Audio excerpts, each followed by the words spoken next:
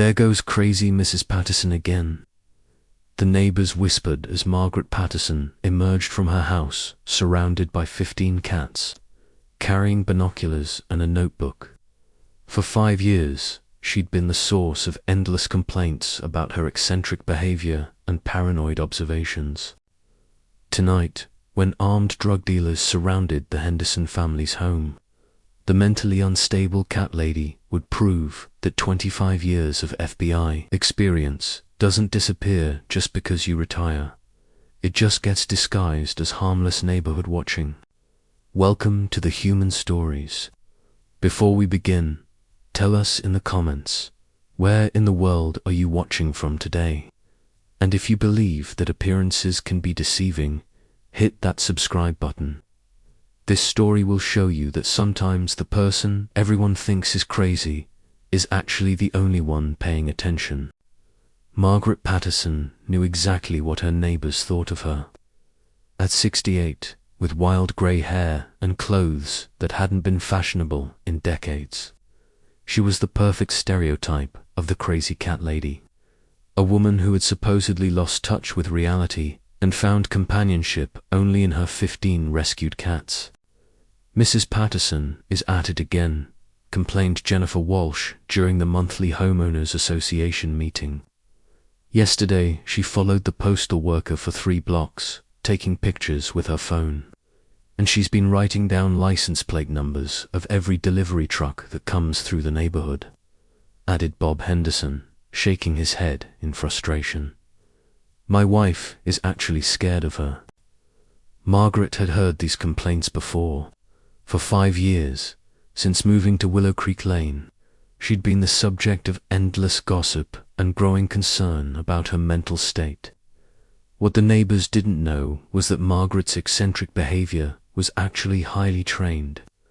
Observation skills from 25 years as an FBI agent specializing in organized crime surveillance. She sits on her porch all day, just watching everyone, continued Sarah Martinez. It's creepy, and that house of hers is a health hazard with all those cats. Margaret's house was indeed filled with cats, all rescues from various cases she'd worked over the years. But it was also equipped with security cameras, communication equipment, and detailed files on every resident within a 6-block radius. I think we should call Adult Protective Services, suggested Tom Wilson. She's clearly not capable of taking care of herself anymore. That evening, Margaret sat on her porch as usual, her notebook in her lap and her binoculars within easy reach. To passing neighbors, she looked like exactly what they expected, an isolated old woman whose mind had begun to slip. But Margaret was conducting surveillance on a house 3 doors down, where she'd noticed patterns that her trained eye recognized as drug distribution activity. Mrs. Patterson called 9-year-old Emma Henderson from across the street. Why do you watch us all the time? Margaret looked at the curious child whose parents had forbidden her from talking to the crazy lady. I'm keeping everyone safe, sweetheart, Margaret replied gently. Safe from what? From things that most people don't know how to see. Emma's mother, Linda Henderson, quickly called her daughter away from the disturbed woman who was clearly living in some kind of paranoid fantasy. What Linda didn't realize was that Margaret had already identified 3 serious threats in their neighborhood: a house being used for drug distribution, a suspected domestic violence situation, and what appeared to be identity theft operation being run from a basement to streets over. Margaret had tried to report her concerns to local police, but they'd learned to dismiss calls from the paranoid cat lady who saw criminals everywhere she looked. Margaret's breakthrough observation came on a Tuesday evening while she was feeding the stray cats in her backyard. Through her kitchen window, she noticed unusual activity at the Henderson house, activity that made her 25 years of FBI training kick into high alert. A black SUV with tinted windows had been parked across from the Henderson home for 3 hours. The occupants hadn't gotten out, hadn't moved, just sat watching the house where 9-year-old Emma lived with her parents. Margaret immediately recognized the surveillance pattern from dozens of cases she'd worked. This wasn't random. This was targeted observation, the kind that preceded kidnapping or home invasion. She grabbed her secure phone, one of the few pieces of equipment she'd kept from her FBI days, and called her former partner, Agent Carlos Santos, who still worked active cases. "Carlos, it's Margaret. I need you to run some plates for me. Maggie. Jesus, I haven't heard from you in 2 years. How's retirement treating you?" "Like a nightmare. Carlos, I'm serious. I've got suspicious activity in my neighborhood, and local police think I'm a crazy old woman." "Are you sure you're not just, seeing things that aren't there?" Retirement can be tough on agents. Sometimes we see patterns where, "Carlos," Margaret interrupted, her voice carrying the authority she'd once used to command respect in federal courtrooms. "I've been watching these people for weeks. They're running drugs out of 1247 Maple Street, and now they're surveilling a family with a young child. This isn't retirement paranoia. This is real." The tone in Margaret's voice convinced Carlos to take her seriously. Within an hour, he'd confirmed that the license plate belonged to a vehicle associated with the Morales drug cartel, and that the house Margaret had been watching was indeed under federal investigation. "Maggie, you need to get out of there. If they've made you a surveillance, you could be in danger. I'm not leaving these people unprotected. That little girl across the street waves to me every morning. These neighbors might think I'm crazy, but they're still my responsibility. This isn't your case anymore, Maggie. You're retired. I'm retired from the Bureau, Carlos. I'm not retired from protecting innocent people." That night, Margaret's worst fears were confirmed. The black SUV moved closer to the Henderson house, and she observed 3 armed men conducting what was clearly a reconnaissance mission in preparation for either a kidnapping or a home invasion. Margaret made a decision that would either vindicate her years of paranoid behavior or get her killed. She was going to intervene. At 11:47 p.m., Margaret watched through her night vision binoculars as 3 armed men approached the Henderson house. Linda and Bob Henderson were asleep, unaware that their 9-year-old daughter was about to become the target of a kidnapping designed to pressure Bob into laundering money through his accounting firm.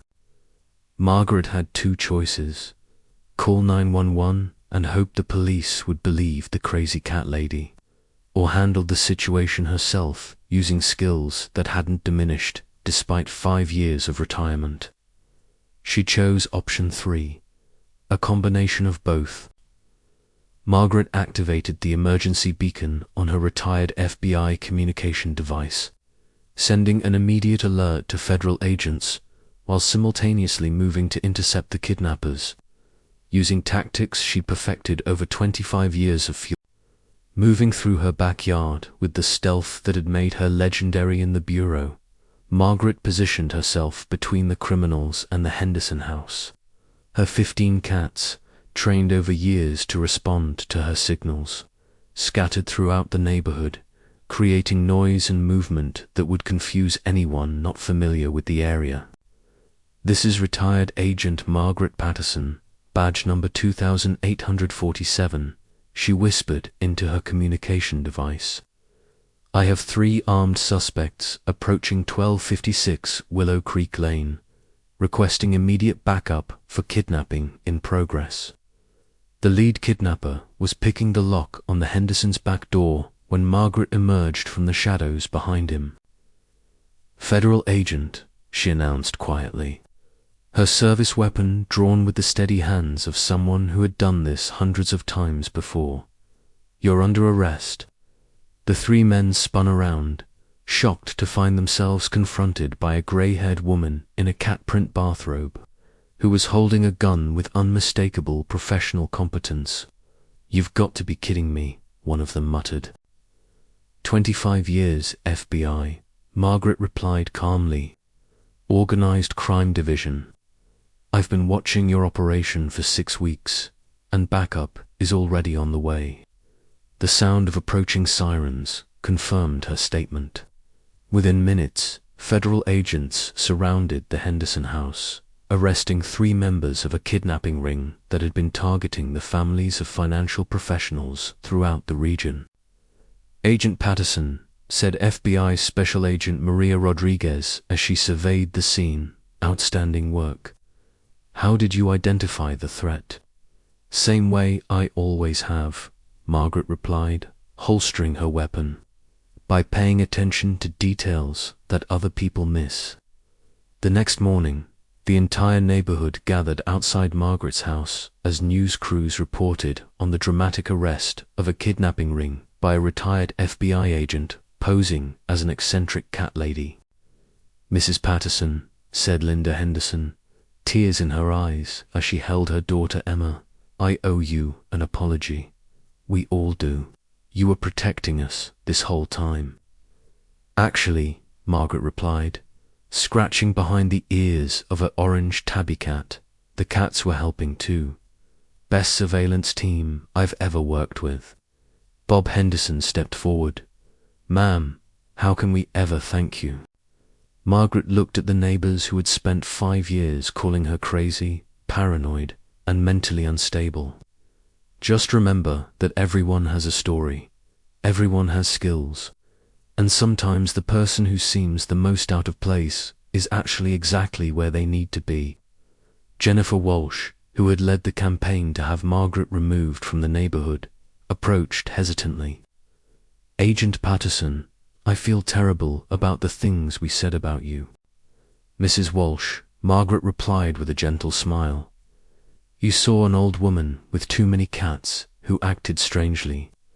That's exactly what I wanted you to see. The best surveillance is invisible, and crazy cat ladies are about as invisible as it gets. As the crowd dispersed and news crews packed up their equipment, 9-year-old Emma Henderson ran up to Margaret's porch. Mrs. Patterson, you really were keeping us safe, weren't you? That's right, sweetheart.